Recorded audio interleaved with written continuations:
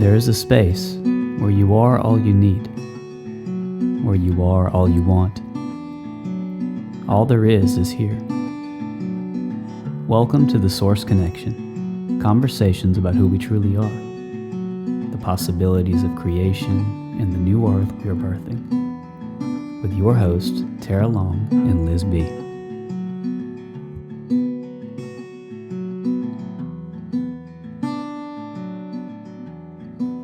Hello, everyone. Welcome to one more episode of the Source Connection. Some people call me Liz B. I'm here with my co-host, who some people call Tarah Long. And let's take a moment. I'd like to do something different today where you will be looking at yourself in the mirror.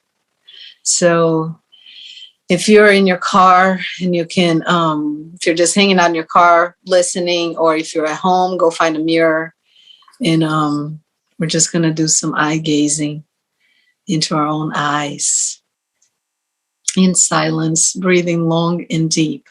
So as you look to the mirror, as you see this avatar of yourself, just find your left eye and just gaze into it as you breathe long and deep.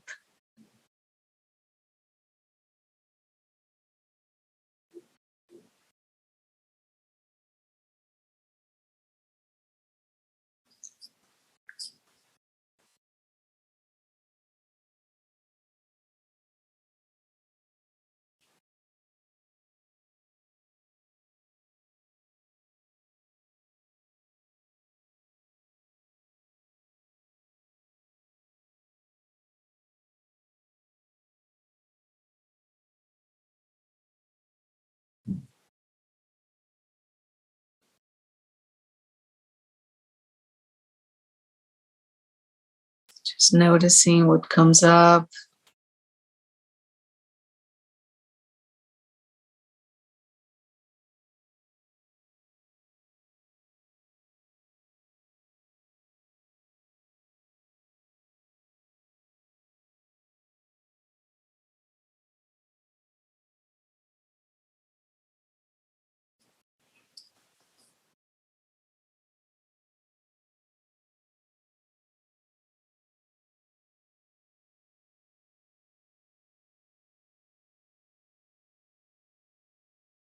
Just deepening the breath, making the exhales a little longer than the inhales.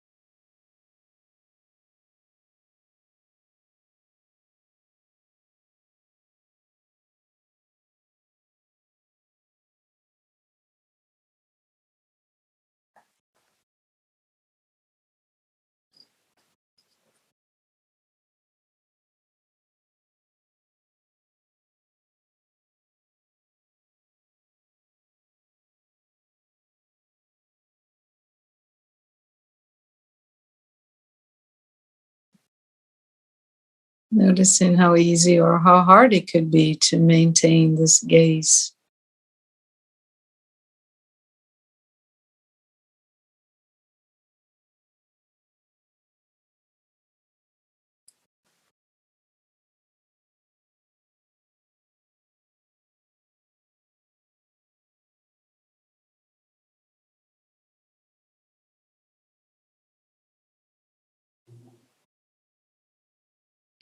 Now keep your eyes open in the gaze and take a deep inhale. And as you exhale, start beaming love through your eyes to yourself.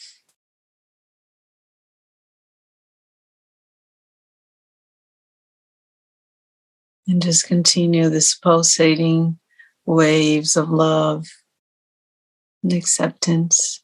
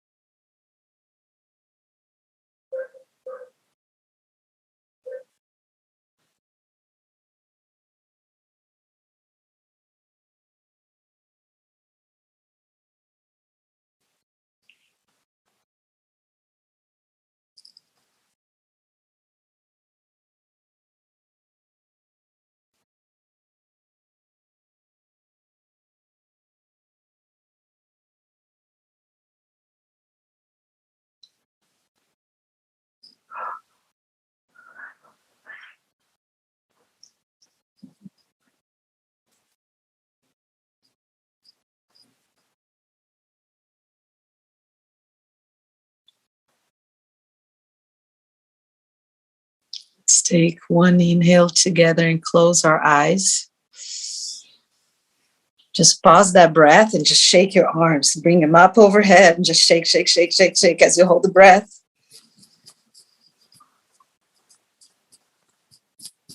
And exhale.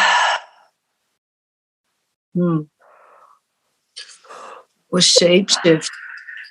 Yeah. So interesting.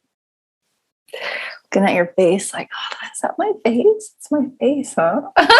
Like in a good way. Just like, oh, wow. Oh, hello. Start to lose track of the face and it starts to become something else. And then it's interesting. Yeah, like it's not really you. Right. So it's just it's just like it's so interesting. I was getting sleepy too. I was like, oh, I just want to close my eyes right now. Open. When I was actively leading circles, I used to always start with this exercise, but we would do it with each other. And some people got real uncomfortable. Oh, yeah. They were like, oh, do that again. Yeah. It's just such a reflection. Like immediately you're like, oh. Other thing that my friend Isaac was telling me the other day that he's going to this, I want to say, he didn't give a name, but I think it's similar to authentic relating games and dynamics where, groups play together. And he said that one of the first exercises was to find the person in the group who would give you the most charge and go straight to their face and tell them what you were thinking. And be a good charge, uncomfortable, like anything, right? But the person the most charge, yeah. And you just straight up just go. And he said that one of the guys went to like the person who leads. You think all the spiritual shit. You think you're better than everybody. And then you say it. You let it all out, and then you point back at yourself and you just sit there with it. Yeah. How is it mirroring back to me? Yes. Powerful. I could see how that could go either way, with people. But yeah, it's just. Yeah. But how cool is it to be in a space where you actually get to do that? But where it's safe. Yeah. Immediately I got in my head of like, what if somebody says something really hurtful and then somebody can't get over it? Or if it's something that is really uncomfortable, not hurtful, but uncomfortable to handle, right? But then the whole process is to recognize that that's more about whoever said it than you, right. Their own perception and their own stories and all of that. And so, no, and like that's why I said it could go either way. It could be very cathartic and healing and helpful, but it could also really trigger someone and create more trauma in them around something they already have trauma around. That could also happen. You know what I mean? Exactly. Like it's kind of like going into that, consenting completely. Like, I know this could create more in me and I'm willing to, take that on and look at it. Cause that's a fine line. And trusting that everybody can handle themselves, right? Yeah. Right. Because maybe someone's just gonna be like, you just don't know. You just do not know. I was like, I don't know if I'm ready for that yet. Well, right. If you got to know yourself, like, can I, handle whatever that, I mean, because you don't really, I guess you wouldn't even know until you were there. It happens and you're there and you're in it. And at the same time, it's a bunch of people you don't know. Right. Right. So how cathartic can that be of just having that kind of experience? Some random person. Yeah. In whatever way it's coming up for you. It's like just complete rawness in that moment. Yeah. Yeah. Whew, all right. Yep. Good stuff. Would you go to a group like that? Would you go to a meeting where they were like, all right, this is what we're going to do? Yeah, if I felt that there was value in it, if I felt in the moment that, this something I really, like at this point in my life, I don't necessarily feel that, I've got some shit in me that I need to really get out. I really need to, you know what I mean? Like, I don't think I would seek it out to think, it's really going to give me something. But if suddenly someone said, hey, let's do this exercise, I'd be like, okay, sure. Why not? Totally. Yeah. Just depends on the circumstance, I suppose, Yeah, I hear you. Yeah. I mean, I used to you catch me a few years ago, be like, hell yeah, let's just do it all. And, fuck our emotions and who cares how you feel about it. It's what needs to be done. And you know what I mean? Yeah. But now I'm like, I feel a little more balanced and my approach. More balance. About myself. Yeah, I feel great about myself. I mean, there's more of a softness, right? Like we talked about with Tom last week. Like there's so much more of a softness where those rough edges are very helpful sometimes, but not in every case and not with every person and not all the time. So I think it's about reading that in someone and seeing, intuitively, is this, so. Yeah, to come through and what wants to through. Yeah. And is it really serving, or is it just our ego wanting to say something because we feel that would be the best thing for that person? Right. Versus versus what do we really know? It's the best for whoever the person is. Right. Ooh, juicy. I'm going to quote, not verbatim, but Jordan Peterson again, where he says, girl asks him about the troubles that her generation's facing with climate. And he says, I think you should learn how to clean your own room first. There you are. There's a bunch of people trying to, thinking that they can fix the world. They cannot even keep their own rooms tidy and clean. Exactly.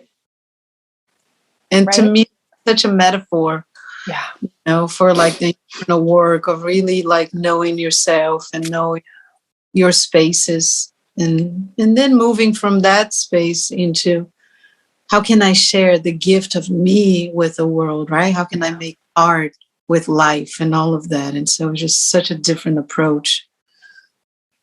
Yeah. Yeah, that metaphor of clean your own room, it is true. Even at the beginning, 2 years ago, it was very much like, okay, so even if there is something out there that's coming to get you, how are you set up for that? Physically, mentally, emotionally, it's all on you, right? It still isn't some external thing that's coming to get you. It's like, how are you responding? That's it. That's life. Clean your own room, guys. Clean your own room. Radical responsibility. Yeah. Yep. Yeah. With compassion, of course. Yeah. Yeah. With softness. Yeah. But when I say radical responsibility, it's just that commitment, right? The word radical to me is a commitment. It's a deep commitment to honesty and responsibility, knowing that I am responsible. Yeah. I only have control over myself, if even. And so just resting in that spot. Yeah. And there comes the joy of freedom. Yeah. Ultimate freedom. Yeah. Just owning yourself, right? Self-governance and just all of that good, yummy stuff. We've been so weaponized against. Yeah. Right. You're not smart enough to take care of yourself, so we'll do it for you. All right. You don't know really about that. You really don't know about your body. You really don't know about your money stuff, or like, you really don't know any of that. So we'll just go ahead and take care of it for you. We'll take care of it. Do anything. Not even think anymore. How wonderful. Well, no critical thinking even required. I mean, isn't that great? Like, what? You're gonna hurt your head. It gives you migraines. Yeah, that's why you have migraines. It's because you're thinking too much for yourself. And also, if it's too hot, it can give you a heart attack. And if it's really cold, it also can give you a heart attack. So I'm sorry, poor you. Just all these things. All the things. And climate change is actually what's causing your illness. Yeah. Do you know that a doctor, I think in Canada, created that quote unquote diagnosis? Climate change syndrome. Oh, yeah. I think that may be called watching too much mainstream media. It's like, okay, let me ask you a few questions. Have you been drinking water? Okay. Have you taken any prescription? Okay. How much mainstream media have you been watching? Oh, how many hours a day? A week. Okay, let me do the math. Yeah. I think you got climate change syndrome. I mean, for F's sakes, man. Like that's a whole nother. That's just like some things I hear and I'm just like, I don't even have a word. I don't even have any. I just don't know. I can't. Well, I think that once you lived, it's the Wizard of Oz. Once you pull the curtain and you look back, everything you see has that tone and that color. Yeah. Sometimes it's real hard to take something seriously. Oh, yeah. Oh, for sure. Like, who are you talking to? Who are you talking to? Who are you telling they have climate change syndrome, man? And then what? Okay, so what is the treatment for climate change syndrome? If we're inevitably in a decline of the world, and we're all going to be flooded and dead in like 10 years, what are you going to do? Meanwhile, all this climate change advocates are buying houses and mansions right by the water, where the water is going to rise. Yeah. All of them, because they will sacrifice themselves. Yes. In the name of, but maybe they will come up with a jabby jab for climate change. Oh yeah, that's a great treatment for that. Let's just go ahead and do that. Right? Hey guys, do you hear us? And climate change syndrome with the jibbity jab, be wabbity wab. With the whackity whack schmackity. I mean, they're doing it for everything else, so you might as well. Just eat the cookie. Just eat it. What's in it? It doesn't matter. It's good. It's good for you, and it tastes yummy. It's safe. And it's effective. It's effective. Don't mind the arsenic or whatever. I mean, that's no biggie. It's like no big deal. It's fine. It's fine. It tastes good. Oh, it tastes good. For 15 minutes after you eat it, just so we can keep an eye on you. Just stick to peanuts or something. Right. But it's highly unlikely. Yeah. Yeah. Those things never happen, but just in case. Yeah, just in case. Never. They never happen.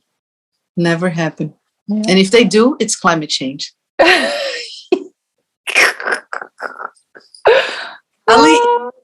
and well today. You what? What'd you say? Alive and well. Yes. You've been saying that this week. Tell me about it. Kali is alive and well. Tell me. Well, alive and well. It's just so interesting to contemplate what we're going through and to know that there's this big death space, right? Of so much of what we thought was life and reality and the operation, the mechanics of this experience. And there's just so much just falling away. And it really feels good to look at the fire and soothe yourself just by looking at it. There's nothing to do necessarily with the fire, but just to watch it burn, to watch it just do that transmuting process, you know? Yeah. And then to also have a hand in throwing some stuff in the fire. Yeah. And just to, I mean, like, obviously we're taking the piss a lot today, which is awesome. It's super fun. But yeah, like some of the memes that you're posting this week, the poo one, just, what day is it, poo? Today's today, poo. It's the day we burn this motherfucker to the ground. My Good favorite day. Oh, that's so good, right? Oh, that was so good. The little like tree. Yeah, he's just like kind of with this little bowl of honey. Like, what day is it?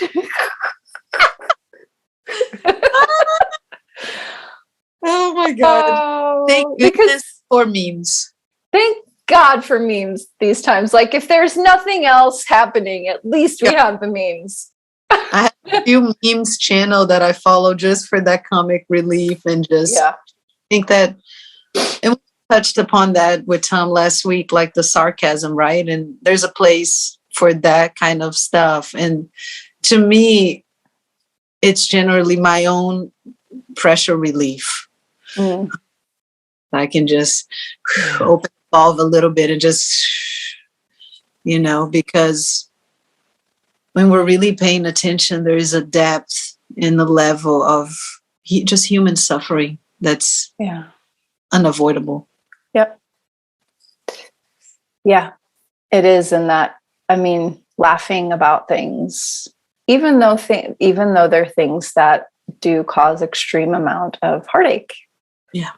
But to laugh about them, there's some unity or some like shared experience. I mean, even if it's just us laughing together, you know, there's a time and a place, obviously, for all of that. But I think our podcast is actually an amazing place to do that. And yeah, I think that also there is an ability to also see the play for the play, right? That we all come here and these characters that we play and how we interact and all of that. And there's a little bit of relief when you have a grander idea about you and what really is going on in the depths of you and your existence throughout the multi-space and all of that. So there's a healthy, I think, detachment. Yeah. And when you can laugh about it, you know, that is in play, you know, that healthy detachment of being able to zoom out and have a bigger perspective, you know, and then we can laugh. Somebody did a video. I think he's a comedian. I've never seen him, and it was a kind of like a Twitter headquarters background. And he said, "Hi, my name is such and such. I'm a programmer with Twitter, and I'm here to express that if Elon Musk buys Twitter, my job's at risk." And he did this whole thing, and it was a satire, but people were commenting like, "I don't know if this is real or not." And so, you know, we really are at a precipice when you don't even really know, right? Is this real or is this a joke? Yeah. Because it could really, really go either way. Like the climate change diagnosis, like, is that a real thing or is that a joke? It's a guy who actually did that as a real thing, but it could easily be, a joke. Our perceptions of it, and it's that knowing that we are living such different experiences from one another. Yeah. Right. So when somebody says, well, this isn't real, well, it might as well be real for somebody else. Sure. Yeah. And it's so real to them. Yeah. Right. So what is the arguing certain things? Because it's like some level we're choosing the experience. Yeah. And so if chooses that to be a part of their experience. Okay. Yeah. Sure. Yeah. Right. We get to choose. We get to choose. We get to choose. And we keep on choosing and it keeps unfolding. Yeah.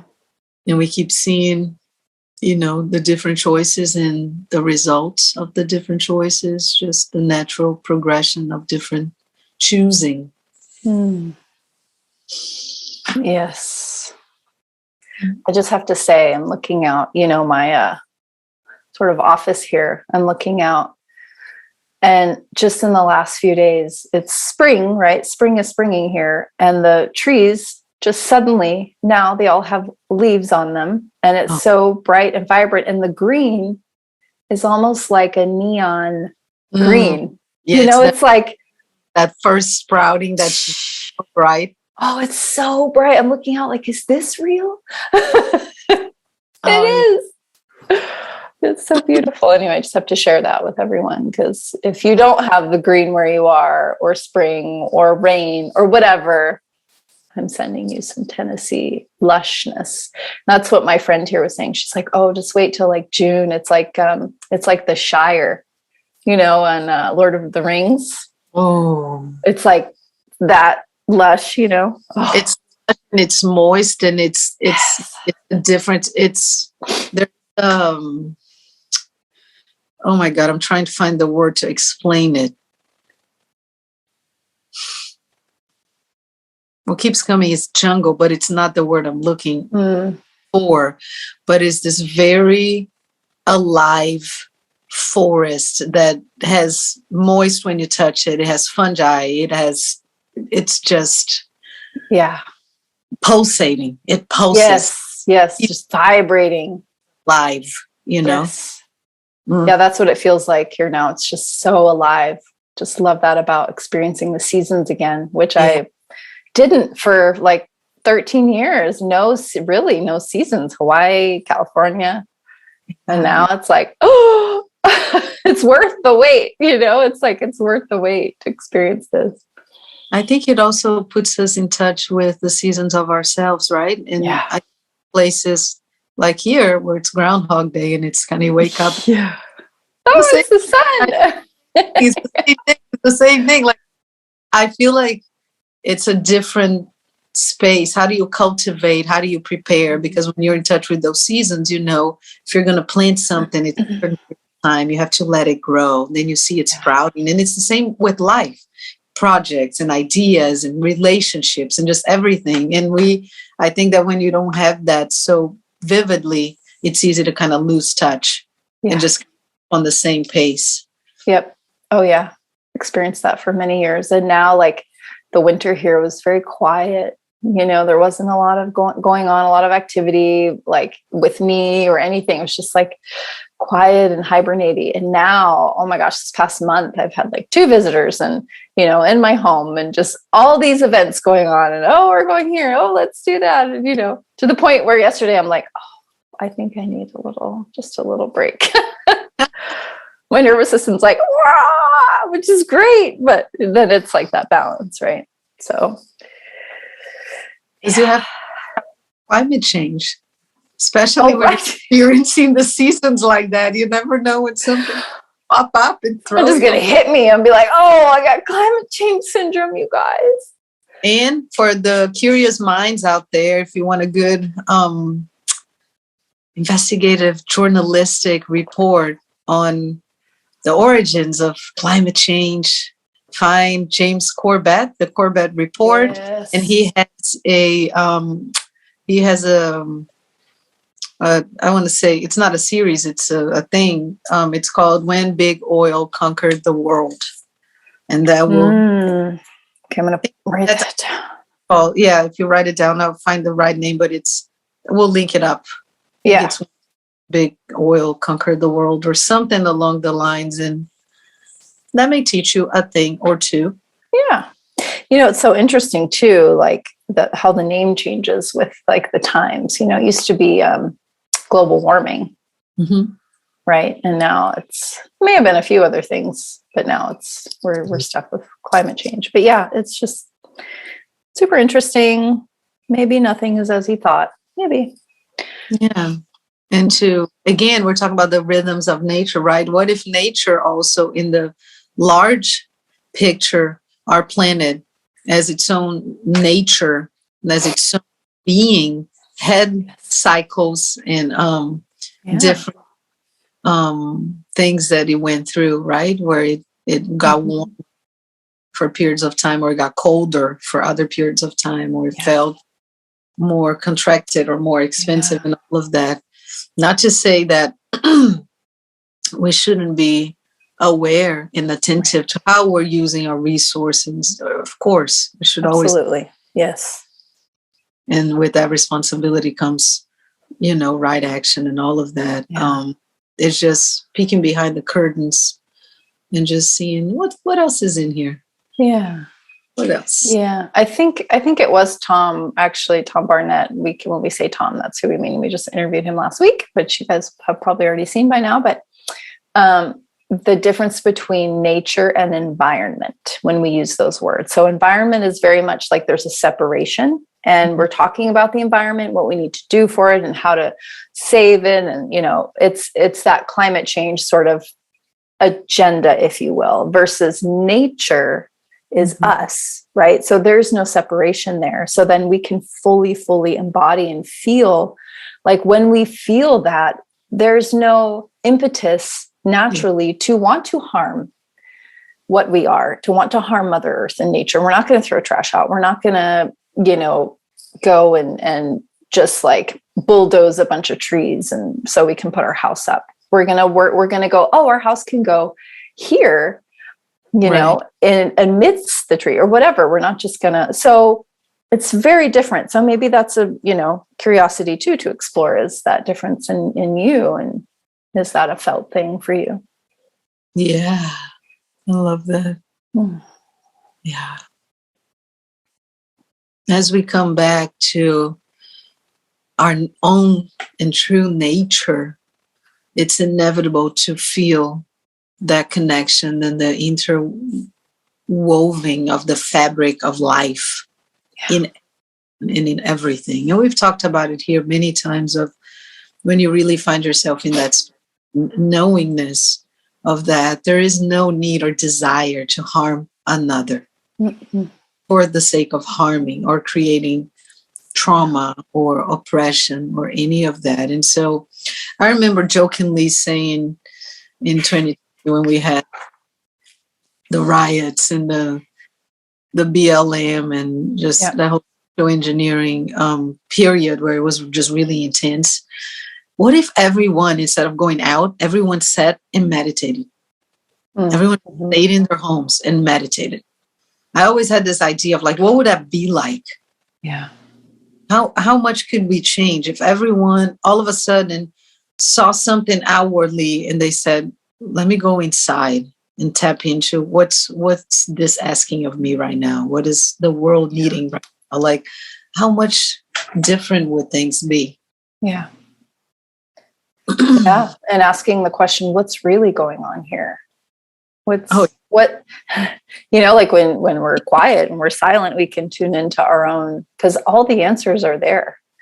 Yeah. If you turn off the mainstream news, and if you're not connected to that, because that'll influence you big time, right? But if you really truly just go within, and does it feel right? What are other possibilities here, and all of that. Would be different, wouldn't it?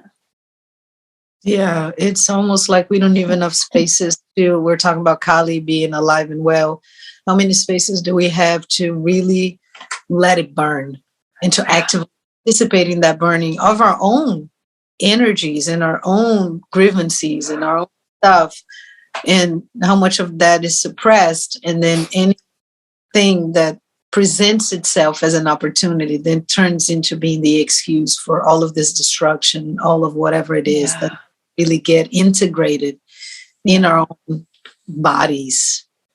Yeah, it's a very different experience. So a friend that was here staying in my house for a few days, for like 4 days, she is from Portland, Oregon, or she's lived there for a few years anyway. And she kind of moved there right before the thing. Yeah. And then, lived pretty close to just in the middle of the city, what have you. And she said during all of that, the BLM stuff, like the riots and the destruction was so horrible that now, I mean, things have been decimated. Right? And I've seen that in Minneapolis too, where I'm from, in South Minneapolis. And now she hears on a daily basis gunshots in her neighborhood. And that was never, ever the case, like in the middle of Portland, and just like, even if, and there was the whole thing like, yes, okay, they should be allowed to like protest and do their thing. They'll get it all out, or it's their retribution for years of whatever, centuries. But I'm just thinking, this is where you live. Like, this is your community. This is your home. And now you've destroyed it. Wasn't that the plan all along? Yeah, of course it was. Of course it was. But for someone to think, that's what I mean by going inward, does this seem right? Like the common sense of it, it doesn't make any sense that people who live in a community would destroy their community for the sake of, whatever the story is. It's just, anyway, I had no idea that Portland was also so, just like that now. And so of course she's looking to move, but. Yeah, it's that disconnection of yourself and othering. Yeah. And all of that. So then you can recognize men who brought Kundalini Yoga to the West had a saying. He said, if you can see God in all, you can see God at all. And just that recognition, right, of the divinity of life and the perception of the sacredness of your experience and the experiences of others as well in the big game. And I feel like once you disconnect from that, it's just really easy to, because you don't really recognize yourself anymore. Yeah. Yeah. You're just looking for something to, I don't know, like the world owes you, right? So it's just looking for your next thing, the next thing you can take. I don't know. Is it? And then I get curious about what is it that somebody really feels when they feel that? What kind of pain or anger, resentment, and I'll even go further, guilt and shame of what is it that's in there that's not being integrated, that needs to come out in such violent expression. Yeah. I don't know. Yeah. I don't know. I don't either. But I know there's a lot in there. Yeah. To even be allowed to be expressed in a constructive way, or a way that is safe for everybody. Yeah. Yeah. And that's not really been allowed either. So, that's a deep, deep topic. That's a whole episode.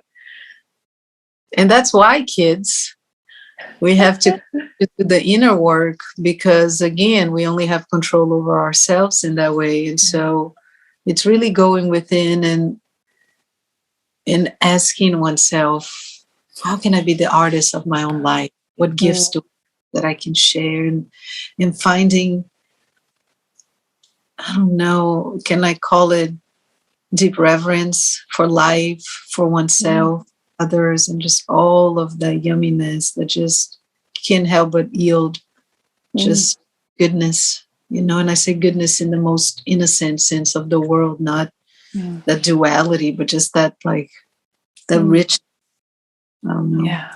The value of us, of you, talk about all the time. Yeah. Yeah. Yeah. Yeah. Well, and that we can leave, that is an invitation we can leave with you now. Yeah.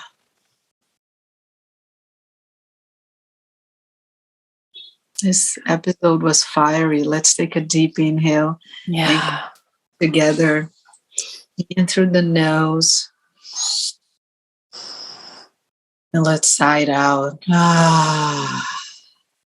Let's do it a couple more times. Inhale deep.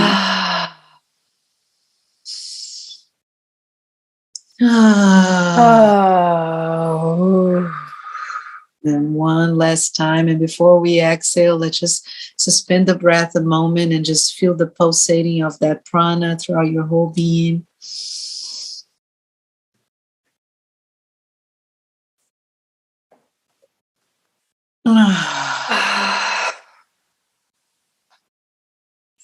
And if you're feeling that fire in yourself too,